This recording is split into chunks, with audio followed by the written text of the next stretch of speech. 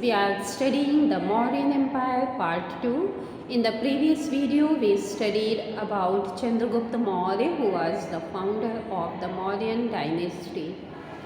In this part 2, we shall study about Chanakya and Ashok. Ashok, who was the grandson of Chandragupta Maurya. So let's study about Chanakya first, who assisted Chandragupta Maurya to overthrow Nanda dynasty from Magad Empire and become the king. Chanakya was also known as Kautilya or Vishnugupta. His great works were Arthashastra and Chanakya Niti. Dear students, according to Jain and Buddhist folklore, Chanakya had a full set of teeth at the time of his birth. This was regarded as a mark of a future king. His teeth were removed because his parents did not want him to become a king. Chanakya grew up to be a renowned scholar.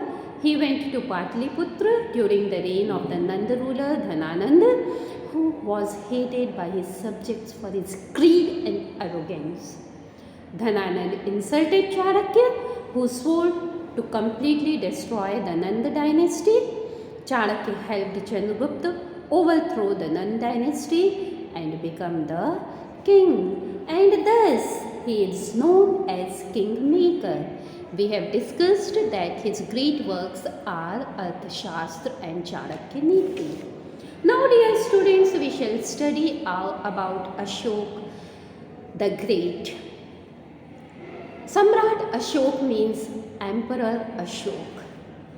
Ashok is also known as Ashok the Great. He was the third emperor of the Maurya Empire of the Indian subcontinent during 268 to 232 BCE. His empire covered a large part of the Indian subcontinent, stretching from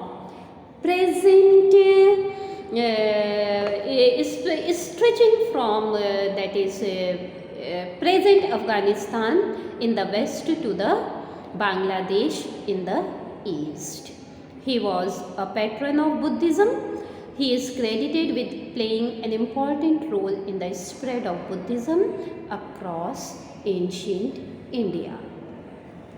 Much of the information about Ashok comes from his Brahmi edict. Now let's study about Mauryan art. Dear students, the craftsmen of the Mauryan period mastered the art of polishing stone during Ashoka's reign. Numerous monolithic pillars, each carved out of a single piece of rock, were produced. Mono means single, lithic means stone. So, each pillar was carved out of a single piece of rock. These have decorative tops called capitals. The lion capital, which is our national emblem, came from a pillar at Sarnath. Now, dear students, now we shall study about the Ashokan pillars at Firoz Shah Kotla, Delhi.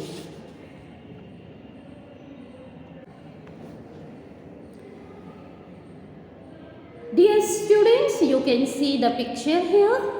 This is the Ashokan pillar. It is at Firoz Shah Kotla, Delhi, and there is a Brahmi edict on it. James Prinsep, the decipherer of the Brahmi script. It means James Prinsep was a historian. This is the picture of James Prinsep.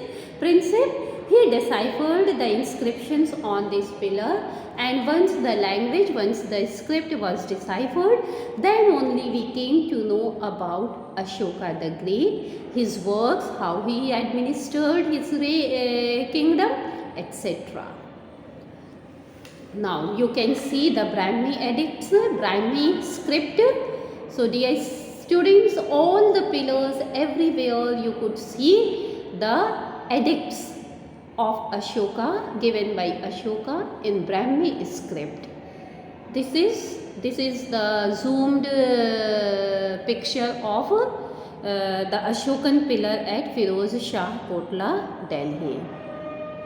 So you can see this is our national emblem, and it is also derived from the one of the pillars at Sarnath, UP, India. So dear students, that's enough for this video. Thank you for watching. Have a nice day.